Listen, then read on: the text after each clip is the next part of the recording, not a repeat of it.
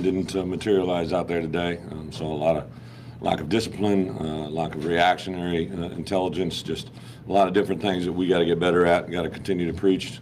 Have high expectation as coaches. Obviously, I hope the players have even higher ones. So completely unacceptable, especially some of the reactions in the late in the game that we can't have. So. Obviously to start the game the way we did defensively, giving up 2 quick scores, we battled ourselves back into it, get the touchdown, and then that late second half touchdown was tough to take. And then talked, at halftime about where we are, what we want to do. We knew we deferred the coin toss and knew we'd take the ball offensively. Thought the offensive staff and players came out fired up and took the first drive and took it down to score, and then obviously did not hold them defensively to have us give up another score. I think that was kind of the turning point that turned it. Had a few things go against us, and our reactions weren't good. So we got a lot of work to do. Good news is we have a Big Ten opponent coming this week, right? The 2 last weeks, this week and last week, are learning experiences that are very, very difficult to go through. But unfortunately, where we are right now, that's part of the process. So take a lot of responsibility. It's just unacceptable coaching and the reactions that our guys had to adversity there was not what we're looking for. So we'll get that addressed as soon as tomorrow. What are you seeing the most worrisome trends on defense the last 2 weeks? Yeah, I think the big one defensively is, we had some, the first play, first significant play was an ME, right? A guy that adjusted to something that was the improper adjustment. So when those things happen, it's either A, they knew the answer and didn't do it, or B, they did an answer or did something that they weren't supposed to do. So really got to address the failure to execute our basic game plan early on. I knew they were going to do a couple formations, a couple adjustments, and that's why we wanted to try to keep it simple and make our guys keep the ball in front of them. That's not what we did, obviously, in the back end. How challenging is it, in a second game in a row where you do find yourself in that? Yeah, the one thing you can't do is you can't coach confidence, right? Like a kid has to feel that. He has to. It's a very hard thing.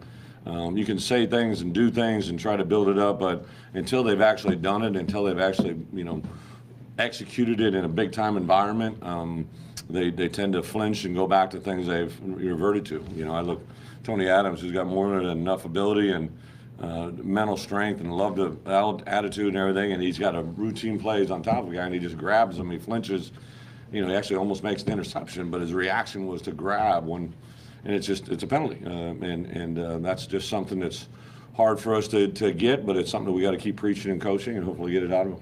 Along those lines, Bret, taking over a program that hasn't won. Yeah. What other than that, what are the hardest parts of turning that mindset?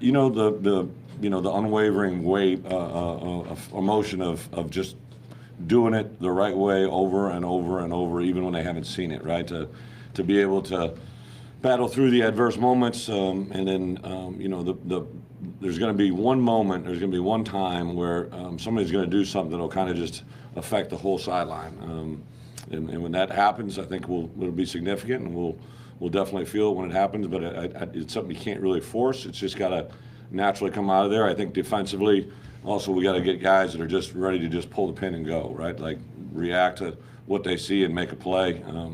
There's a lot of things offensively that they do, but the number one thing we got to do is tackle, and that's something I didn't see. Going back to last spring to this fall, we hadn't missed tackles, and today we missed a lot of tackles. The decision to go with ours, was Brandon fully cleared? Yeah, didn't get cleared until literally at the end of this week. He didn't get any practice reps. Really didn't want to. He literally didn't take any practice reps. He threw and was at practice, but wasn't cleared till basically game time, and to put him in that situation just isn't fair to him.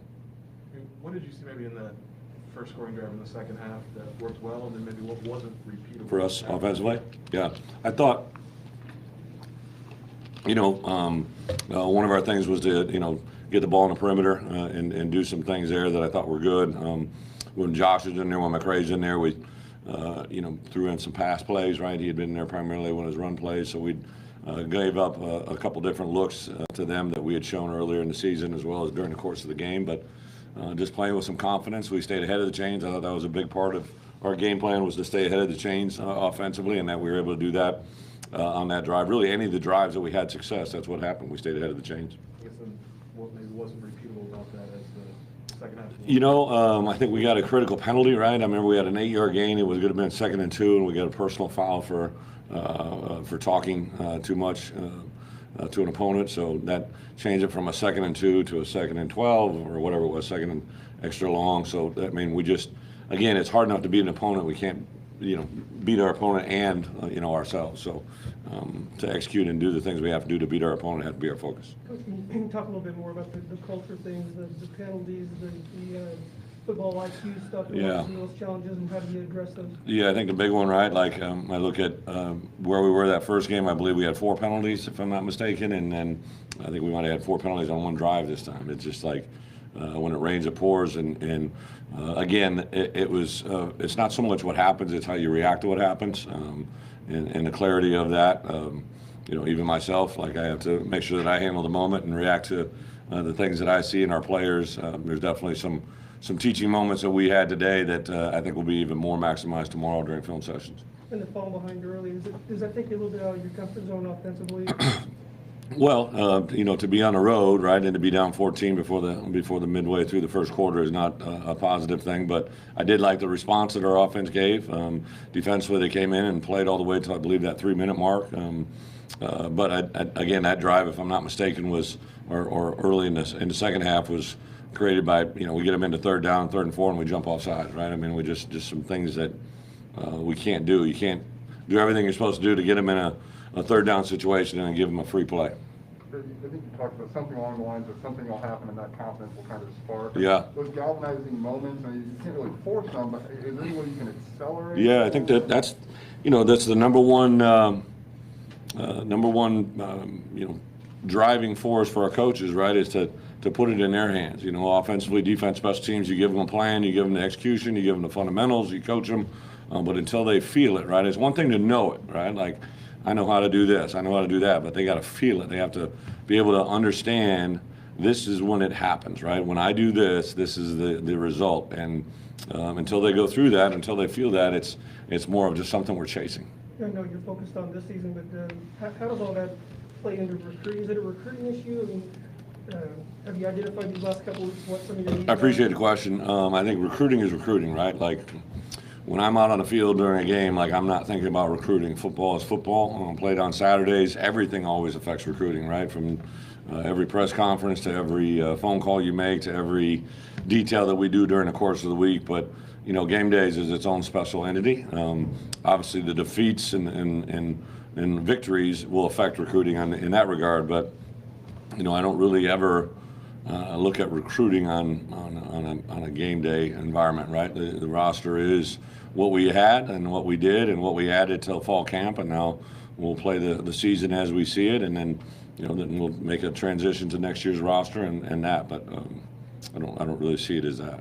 With Brandon cleared going into next week, what's the next week look for you? Yeah, I think a short week. Obviously, Brandon's played a lot of football, so once he's been back into practice and get himself in an environment, we'll see where he's at physically, right? Just not if he's physically cleared to play, but now it's the quarterback is a critical position. So I think to have him and Art both with a lot of experience is nothing but a positive. Marlon, go ahead. And then we'll go. Oh, I'm sorry. You changed some offensive line things at the start of the game. I know they all rotated. Yeah. What did you see out of that group? Yeah, so Julian Pearl came in last week and did some really good things, had 17 plays and played really well. So we moved him into the guard, which is something we had actually done in fall camp. When we came into the season, Paucho hadn't really ever played a successive number of plays, X number of plays. He'd been limited to about a 20 or 30 play count. And really, even going into our opener against Nebraska, we wanted to keep a minimum number on him. So we knew that the only guy really that we felt could play tackle at this level was also JP. So once Paucho, gave us an indication that he felt good playing an entire game, then we felt better about moving Julian in and try to get our best 5 offensive linemen on the field, and that's kind of what drove it more than anything. Marlon? Coach, I imagine this type of frustration and adversity is hard to replicate in a practice. So how do you move forward from some of the things that you mentioned of, okay, we didn't have the right reaction Right. to this, we didn't do that the way we wanted to. How do you replicate that and maybe move forward? Well, I think first the assessment of it, right? We have to understand what happened, right? So in my belief, right, there's actually probably some guys that don't even realize consciously that reaction wasn't correct, right? Like it literally, has to be pointed out. They have to be aware of it, and then they have to be obviously be able to learn from it. I think that's the hardest thing sometimes when you're taking over a program, when you're beginning to establish this mentality is, as a coach, you identify it. Maybe, somebody from the outside looking in realizes an issue, but unless you can actually, have a young man replicate and give you confirmation yes, that was the incorrect response, that's kind of where we're at right now. So I think just to be able to do that is a big step in the right direction. And injury-wise, I saw Sidney Brown didn't play the second half. Yeah, Can you I share think about him? I think he in the first quarter, if I'm not mistaken, took a shot to the shoulder, and that's basically what kept him out. I know at halftime they told me he wouldn't be back in the game, but I don't know anything more than that. Anything else? Go ahead, Joe. There was just a couple of times we saw you get a little deeper down in the depth chart defensively. Was that schematic? Were you trying to find a little bit of a pop there? No, I think I don't know exactly who, but obviously with the departure of CJ, right? That brought in a lot of different options at linebacker. I think McCarron got in there. Tariq would obviously last week and this week. Kaylon Tolson. I think on the edge we wanted to play more of the next group of defensive ends, OC and Isaiah. But really was excited to get all those outside linebackers in the room, and especially a young guy, Dwayne Johnson, got out there. He's just a very twitchy, good edge rusher, a guy that I was excited to see do some things out there. And then in the back end, we don't have a lot of options, but we did play Taz a little bit more, and I think Quan made a couple big plays. So hopefully that's something that we continue as a positive. Okay, thanks, guys. Thank you. Absolutely. Job safe.